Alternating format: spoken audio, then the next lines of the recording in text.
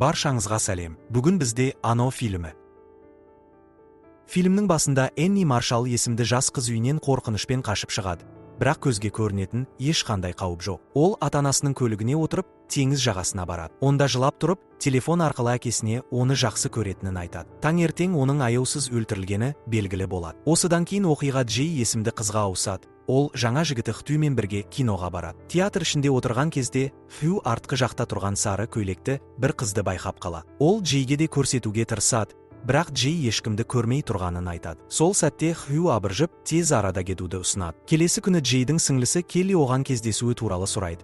Ал Джей Хтюдің кешегі оғаш әрекеті туралы айтады. Келесі кездесулерінде Джей мен Хтю көліктің ішінде жыныстық қатынасқа түседі. Алайда, содан кейін Хтю көліктің жүксалғышынан бір зат алып, Джейді хлороформмен есінен тандырады. Джей белгісіз жерде еденге бекітілген арбаға таңылып оянады. Хтю оған зиян тигізбейтінін, бірақ айтқандарын мұқият есте сақтау керектігін айтады. Ол Джейге жыныстық қатынас арқылы оған бір қарғыс бергенін түсіндіреді. Бұл қарғыс адам кейпіне еніп, оны қайда барса да қуады. Хтю бұл қарғысты бір түндік кездесуінде басқа қыздан жұқтырғанын айтады. Егер Джей басқа адаммен жыныстық қатынасқа түссе, қарғыс сол адамға өтеді. Бірақ егер ол өліп қалса, қарғыс қайтадан алдыңғы адамға оралады. Осыдан кейін ол Джейді ғимараттың бұрышына апарып, жалаңаш әйелдің оларға қарай келе жатқанын көрсетеді. Ол әйел өте баяу қозғалғанымен ақымақ емес екенін ескертеді. Егер ол Джейді ұстап алса, оны өлтіреді және қайтадан Хтюге ауысады. Джей қорқып кетеді, ал Хтю екеуі қашып кетеді. Келесі көріністе Келли мен достары үйінің алдында карта ойнап отырған кезде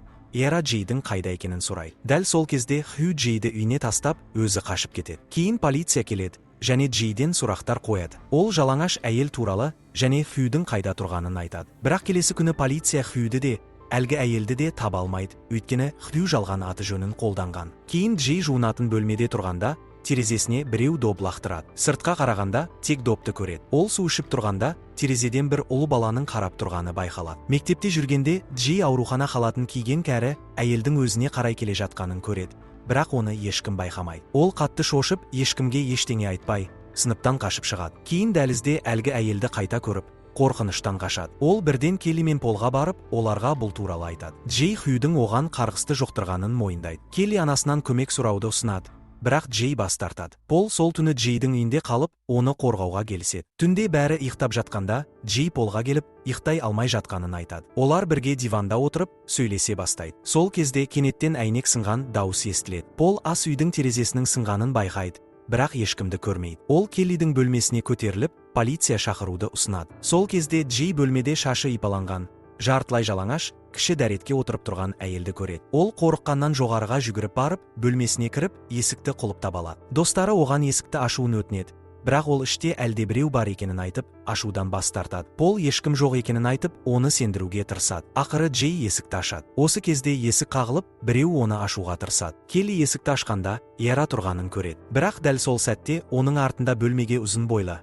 сұсты ер адам кіріп келе. Джей қатты шошып, үйден қашып кетеді. Оны көрші жігіт Грег байқап қалады. Джей үйден ұзап кетіп, балалар алаңындағы әткеншекке отырады. Біраз уақыттан кейін Келли мен достары да келіп, оған көмектесетінін айтады. Келли одан нақты неден қашып жүргенін сұрайды. Көп ұзамай Грег те келеді. Бірақ Джей оны сол бір қорқынышты пішінде бойлайды. Бірақ ол жай ғана олардың жағдайын сұрайды. Джей оған Хтю туралы айтып, оны табу керектігін айтады. Содан кейін барлығы Грегпен бірге Хтюді іздеуге шығады. Олар оның үйіне кіргенде, үйдің қирап жатқанын көреді. Дәл сол кезде Пол бір журналдан Хтюдің суретін табады. Ол оны Джейге көрсетеді, ал олар оның күртесіндегі эмблема арқылы қай мектепте оқығанын анықтайды. Кейін олар сол мектепке барып, оның шын аты Джефф Редмонд екенін біледі. Біраз уақыттан кейін олар Джеффтің үйіне барады. Оның есігін анасы ашады. Сол кезде Джей өзінің бұрын Паккард зауытында көрген жалаңаш әйелінің дәл осы миссис Редмондтың бейнесінде болғанын түсінеді. Джефф Джейге бұл қарғысты бір түндік қатынастан кейін жұқтырғанын және одан құтылу үшін басқа адамға беру керектігін тағы да түсіндіреді. Грег оның айтқандарын сандырақ деп есептейді.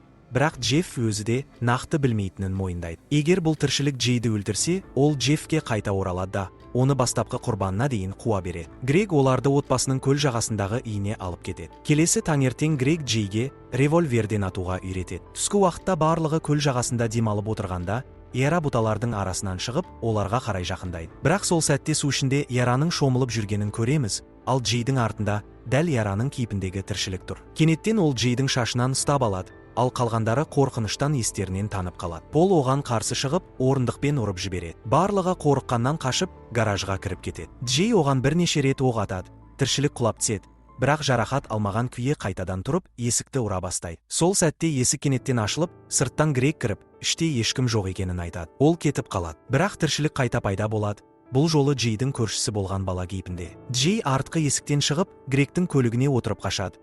Бірақ жолда жүгері алқабына соғылып, есінен танып қала. Ол ауруханада сынған қолымен есін жинайды. Қасында біреудің аяқ дыбысын естиді де, қатты шошиды.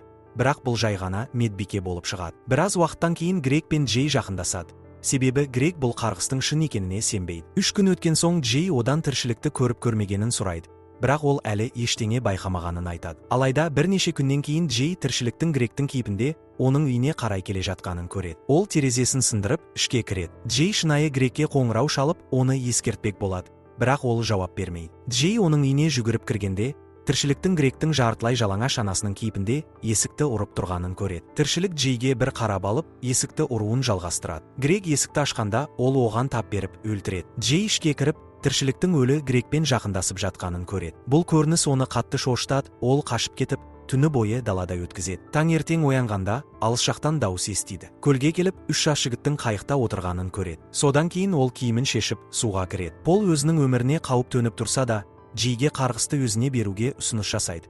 Бірақ Джей бас тартады. Келесі көріністе барлығы көлікпен белгісіз жаққа кетіп барады. Сол кезде Джей үйлерінің шатырында біреудің тұрғанын байқайды. Одан кейін олар бассейнге келеді. Топ тіршілікті жойып, оны суға электр құрылғыларын тастап өлтіруді жоспарлайды. Джей бассейнге түседі, ал басқалары тіршіліктің келуін күтіп тұрады. Кенеттен Джей оның келгенін айтады. Бірақ оны ешкім көрмейді. Ол оны нұсқап, ол жай ғана қарап тұр дейді. Бір сәтте Джей тіршіліктің қозғала бастағанын сезіп, бассейннен шыққысы келетінін айтады. Бірақ ол суға кірместен Джейге қарай электр құрылғыларын лақтырады. Джей сол кезде бұл тіршілік марқұм әкесінің бейнесін алғанын түсінеді. Ол оны көрсетуге тырысады, ал Пол көрінбейтін нысанаға оқ атады. Бірақ кездейсоқ яраны жаралап алады. Пол екінші рет атқанда, оқ тіршіліктің қолына тиеді. Содан кейін Келли Джейдің нұсқауымен оны ақ жаймамен жабады. Пол дәлдеп атып, оны басынан жаралайды, содан ол бассейнге құлап түседі. Джей бассейннен шығуға тырысқанда, тіршілік оның аяғынан ұстап, судың астына тартады. Пол оны тағы да басынан атып, құлатқанда, Джей судан шығып үлгереді. Олар бассейнге жақындағанда ешкімді көрмейді, тек қан аралас тұман ғана қалады. Кейінірек Джей мен Пол Джейдің үйінде жыныстық қатынасқа түседі. Сол түні Пол көлікпен қала ішінде жүріп, жезөкшелердің жанынан өтеді. Соңғы көріністе Джей мен Пол қол ұстасып, көшеде келе жатады. Ал арттарынан бір белгісіз адам еріп келеді. Осылайша фильм аяқталады. Егер осы жерге дейін көрген болсаңыз, лайк басып, менің арнама жазылыңыз. Келесі кездескенше.